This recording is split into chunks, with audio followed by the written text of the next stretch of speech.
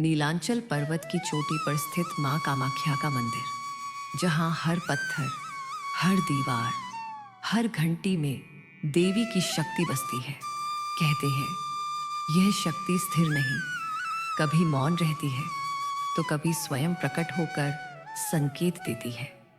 यह कथा है एक ऐसे ही अलौकिक क्षण की, जब मां कामाख्या की मूर्ति ने स्वयं सिर हिलाया और सबको दिखा दिया कि वह जीवित है, जागृत है और साक्षात है। करीब 200 साल पहले नीलांचल पर्वत के नीचे एक छोटा गांव था, जहां हरिदास नाम का एक वृद्ध भक्त रहता था। हरिदास गरीब था, पर उसकी भक्ति अपार थी। हर महीने वह नंगे पांव नीलांचल चढ़ता और मां कामाख्या के चरणों में चढ़ाने के लिए एक लाल फूल लेकर आता। लोग हंसते, इतना रास्ता एक फूल के लिए? हरिदास मुस्कुराता और कहता, मां को मात्रा नहीं चाहिए, भावना चाहिए।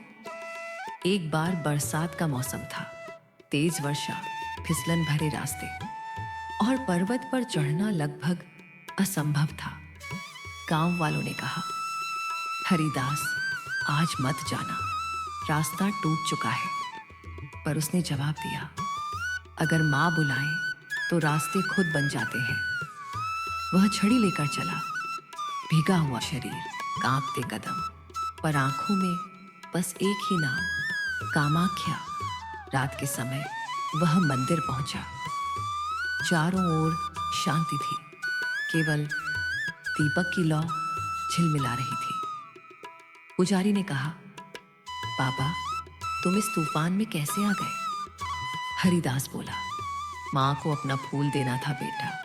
वह सीधे गर्भगृह में गया, जहां मां कामाख्या की मूर्ति विराजमान थी, लाल आभा से घिरी, शांत परंतु जीवित सी।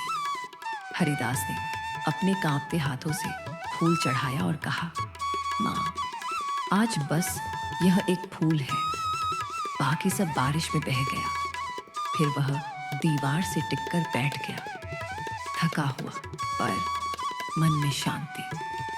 अचानक गर्भगृह की हवा बदल गई, दीपक की लौ तेज हो गई और मंदिर की घंटियां अपने आप बजने लगी। पुजारी और भक्त दौड़े आए। यह क्या हो रहा है?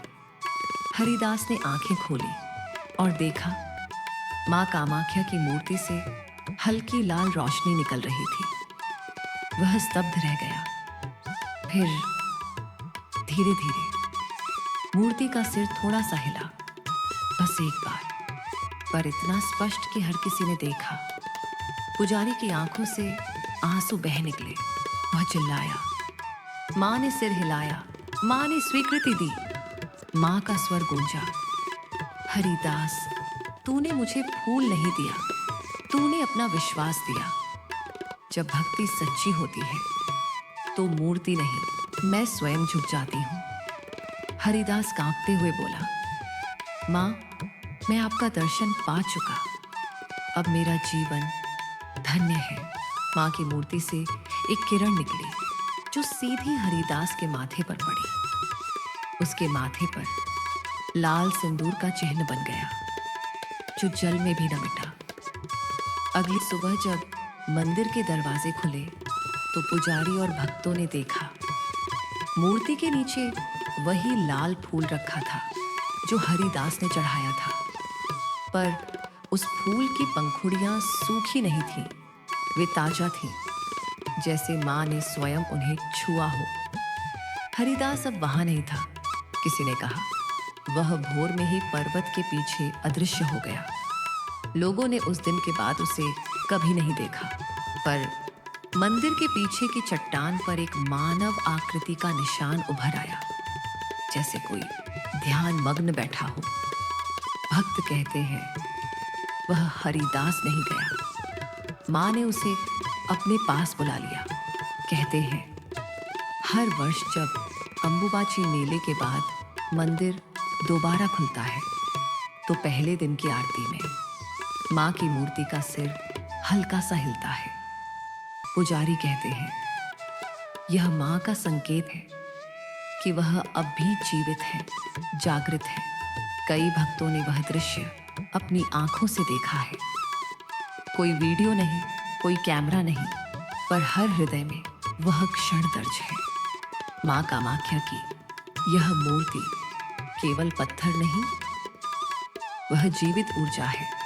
मां कामाख्या हर भक्त से कहती है, मुझे चमत्कारों से मत पहचानो, मुझे अपनी सच्ची भावना से पहचानो।